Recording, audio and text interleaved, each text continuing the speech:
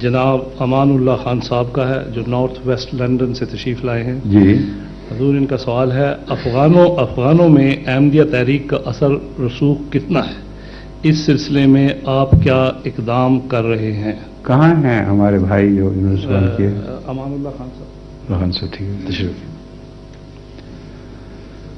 ہمارا پیغام تو سب دنیا کے لیے برابر ہے، کیونکہ اسلام کا پیغام سب دنیا کے لیے برابر ہے. اس لیے افغان یا غیر افغان کی تقسیم ایک مصنوعی تقسیم ہے. انگریز اور جرمن، افریقن اور امریکن کی تقسیم قرآن کی روح سے ایک مصنوعی تقسیم ہے.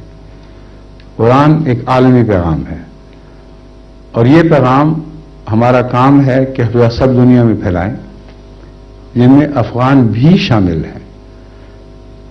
اب یہ ٹیلی ویژن جو آپ دیکھ رہے ہیں، اس کے کیمرے سیٹ ہوئے ہیں، اس ٹیلی ویژن کے ذریعے یہی پروگرام جو اس وقت جاری ہے یہ تمام دنیا کو سنایا جائے گا، اور ان پروگراموں میں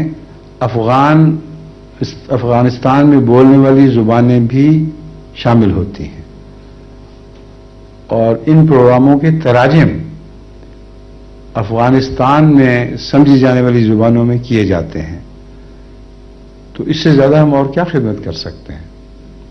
لیکن اگر کوئی سننے کے لیے تیار نہ ہو،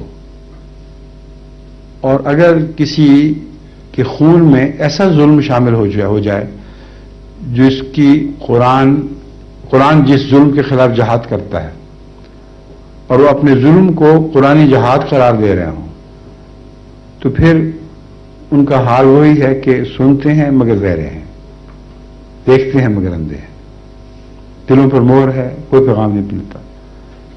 اب طالبان کے نام پر جو وہاں کاروائیاں ہوتی رہی اور اب ہو رہی ہیں، وہ کلیتاً غیر اسلامی ہیں، اور وہ فخر کر رہے ہیں کہ یہ اسلامی خدمات ہیں، اور ان خدمات میں اتنے بھیانک مظالم شامل ہیں کہ غیر دنیا ان کو دنیا اچھالتی ہے اور کہتی ہے یہ اسلام ہے. تو اس ظلم کے بعد وہ ہماری آواز کیسے سنیں گے؟ اس لیے ان کا نہ سننا ہمارا قصور نہیں، ان کے اعمال کا طبی نتیجہ ہے. سمجھ گئے آپ؟ شکریہ.